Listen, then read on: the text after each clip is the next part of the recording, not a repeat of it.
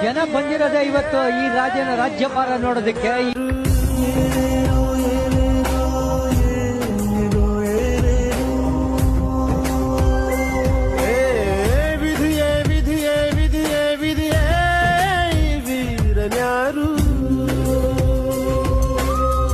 ಒಂದೂರಿನಲ್ಲಿ ಒಬ್ಬ ಪರಾಕ್ರಮಿ ರಾಜ ಇದ್ದ.